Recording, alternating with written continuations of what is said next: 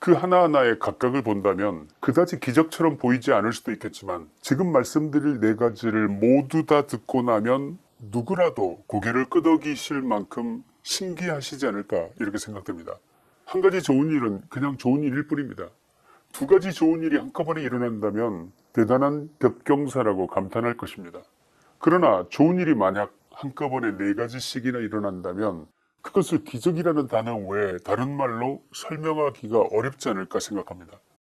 윤석열 대통령에게 일어난 네 가지의 기적, 지금 시작합니다. 첫 번째입니다. 윤석열 대통령의 지지율이 급격히 치고 올라가는 중입니다.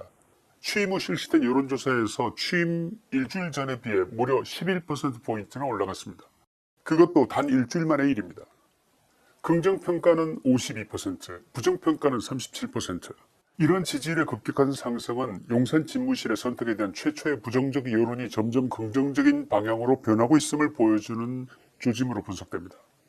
매일 아침 출근 시에 기자들과 일문일답을 하면서 소통하는 윤석열 대통령의 스타일은 문재인이 얼마나 국민과의 소통에 빵점이었던 것인지를 더욱 부각시키면서 두 대통령 간의 비교가 되는 것으로 보입니다.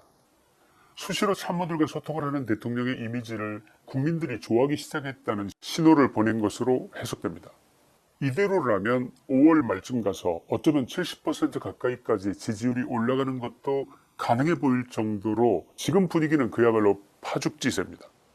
두 번째 좋은 일입니다. 민주당은 지금 폭망 중입니다.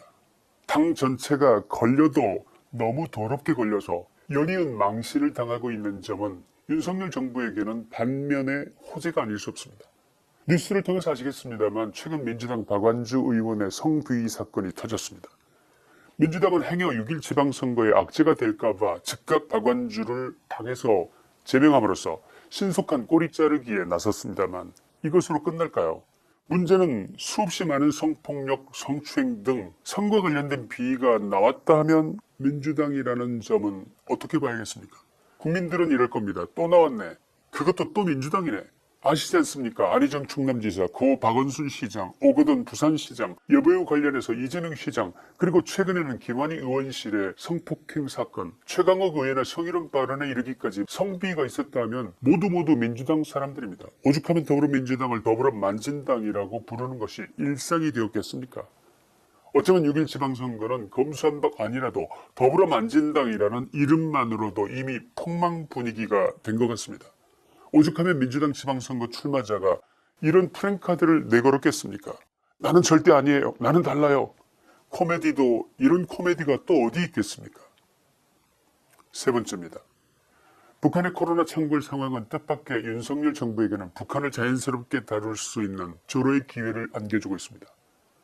문재인 정부까지 아무 일 없다가 윤석열 정부가 출범하자마자 북한의 코로나 창궐이라니.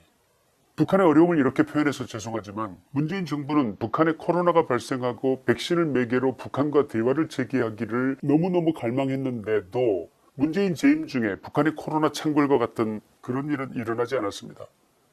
그러나 윤석열 정부가 탄생하자마자 문재인이 그렇게나 오매불만 기다리던 북한의 이런 상황이 마치 거짓말처럼 발생한 것입니다. 북한의 불행을 비웃자는 것이 아니라는 것은 여러분도 잘 아실 것입니다. 북한이 내부 문제로 큰 혼란을 겪을 것이 분명하기 때문에 최소한 당장에는 윤석열 정부를 적대하는 행동을 하기는 쉽지 않을 것이라는 점, 그 점이 윤석열 정부에게는 작지 않은 호재라는 말씀을 드리고자 하는 것입니다.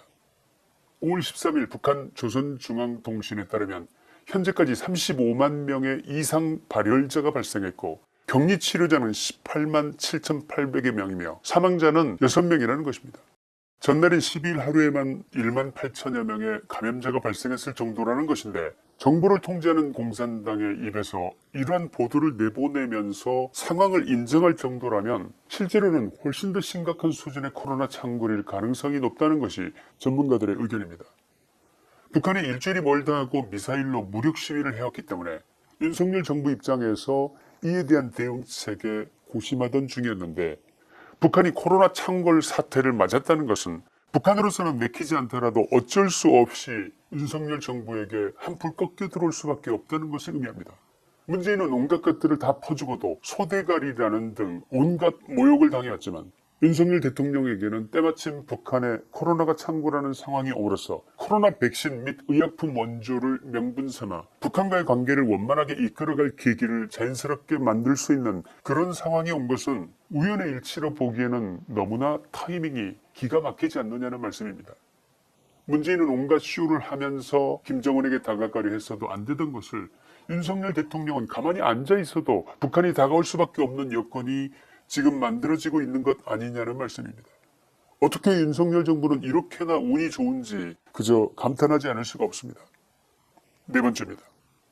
이번 6일 지방선거는 사실상 끝난 거나 마찬가지입니다. 시작부터 윤석열 정부에게 기울어버린 거나 마찬가지입니다.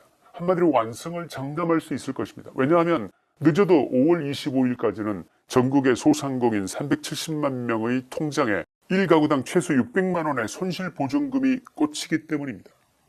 370만 명의 소상공인들 각자에게는 가족이 있습니다.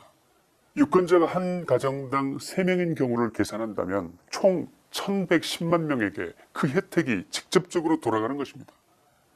거기에 특고, 택시기사, 예술인 등에게도 최대 200만 원의 고용안정지원금이 지급될 예정입니다. 솔직한 말씀으로 돈을 주는 것보다 더한 선거운동이 그 어디에 있겠습니까? 안 그렇습니까? 6일 지방선거에 윤석열 정부와 국힘당에게는 엄청난 호재이자 민주당으로서는 딱히 막을 방법도 마땅치가 않은 엄청난 악재라는 말씀인 것입니다. 코로나 손실보장지원금 공약은 민주당 이재명 후보의 대선 공약이기도 했기 때문에 딱히 발목을 잡을 명분도 없다는 것이 민주당으로서는 딜레마입니다.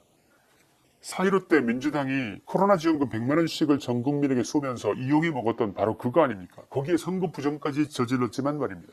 한마디로 그때는 맞고 지금은 틀리다. 이렇게 주장해봤자 먹히지 않는다는 말씀입니다. 민주당이 발목을 잡아서 국회 통과를 안 시켜줄 경우 그것이 민주당을 더 큰 구렁텅이에 빠뜨릴 것이기 때문에 민주당으로서는 지방선거를 코앞에 둔 시점에 전국의 유권자 1000만 명 이상의 통장에 이같이 금액이 꽂힌다는 것을 눈뜨고 바라볼 수밖에 없습니다. 그야말로 민주당에게는 악몽과 같은 일입니다. 이번 추경안은 12일 국무회의를 거쳐 13일 국회에 제출되고 임시국회가 열려서 의결이 되면 늦어도 5월 25일까지는 소상공인들의 통장에 돈이 꽂히게 됩니다. 그러고 나면 6월 1일 선거일입니다. 민주당으로서는 미치고 환장을 노릇입니다. 그야말로 눈뜨고 코베이는 상황이 아닐 수 없습니다. 일단 돈을 받고 나면 윤석열 정부가 예뻐 보이게 되어 있다는 것을 민주당이 모를 리가 없지 않겠습니까? 이번 6일